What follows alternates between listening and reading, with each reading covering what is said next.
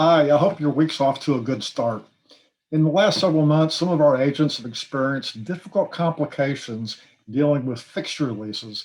So I'd like to take a few moments to review the TREC addendum regarding fixture leases. This addendum has been mandatory since April 1st, and I'm a little concerned that in all the transactions I've reviewed since then, I've yet to see a fixture lease addendum. So you really want to pay attention to this issue.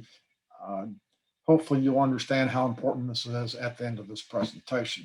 So this required addendum accomplishes two purposes. First off, it discloses the presence of fixtures that are leased by a third party, and then it addresses how the fixture leases will be handled during the transaction. So to review, fixture leases are defined as improvements that are permanently affixed to the property. The determining factors that the courts look at, uh, how was the personal property attached to the real estate, and is there going to be damage if it's removed?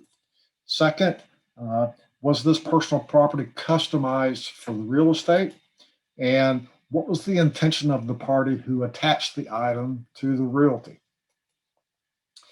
A fixture lease is defined as an agreement with a third party. They lease the personal property to the homeowner and it's permanently attached to the property. The most common ones we see are the solar panels, security systems, propane tanks, water softeners, all big ticket items. So what happens to the fixture lease when the home is sold? It's important to know that it is not automatically conveyed with the sale, and the terms of the fixture lease are what largely determine what's going to happen. Each one of these fixture leases is different, and as you can imagine, the higher the cost of the leased property, the more complex the terms for buyout or assignment of that lease. Most fixture leases, fortunately, do have provisions that deal with the sale of the underlying real estate. So the general options available to the parties when fixture leases are involved. And each one of these options raises questions and concerns. The first one is allow the seller to move the property under the terms of that fixture lease to their new home. That raises the question about who's obligated to repair for any damage caused by the removal. The second option is to assign the fixture lease to the buyer, which raises the issues of, does the lessor have the right to approve or reject the buyer? Is there assignment fee? What happens if the lessor rejects the buyer? Many issues can arise from that. The third option is that the seller simply pays off the remainder of the fixture lease at closing. Other issues that come up is, what if the seller leaves the property? Does the lessor have the right to come in and remove that leased property? And if they do, who's responsible for repairing any damage caused by that removal? There's a lot of issues that can come up with these fixture leases. So addressing these issues is the main reason that TREC implemented this addendum, and it should be beneficial.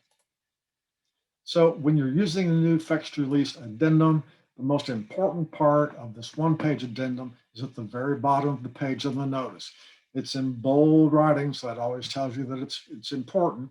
And it says the seller and the buyer should consult with the lessor and the attorneys regarding the assignment, assumption, or termination of any fixture lease.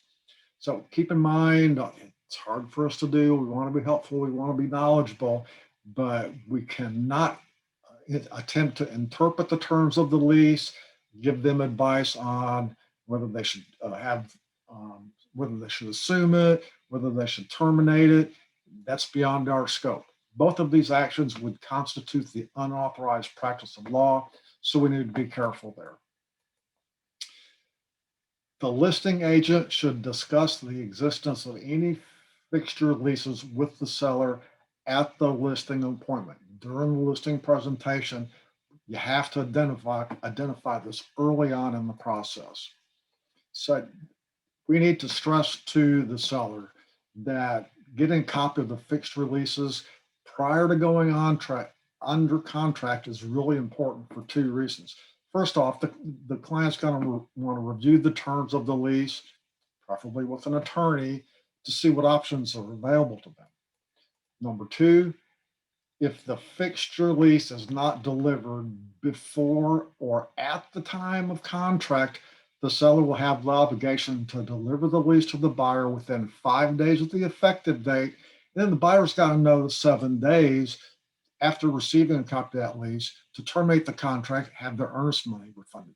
So basically, if it's not provided before or at the time, the buyer's getting a 12-day option period for free. Now, if the seller does not deliver the lease after the 5 days, the buyer can declare the seller in default anytime up to closing. So I've seen situations where buyers get cold feet at the last minute. They're looking for a way out. If they find this, they can terminate the contract, get their earnest money back an hour before closing. So you can begin to see here why this is really important. So this is what the addendum looks like.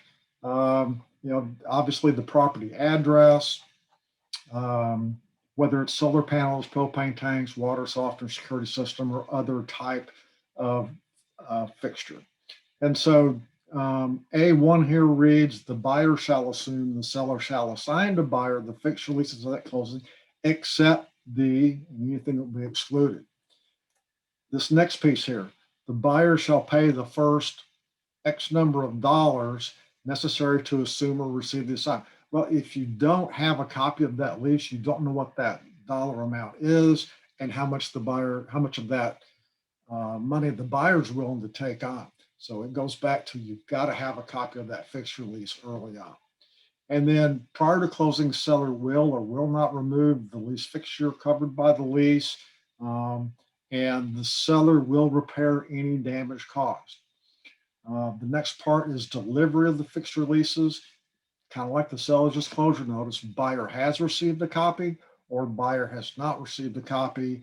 They've got to provide it within 5 days. And then after that, 7 days longer for the buyer to determine if they're willing to accept it or terminate the contract and get their earnest money back.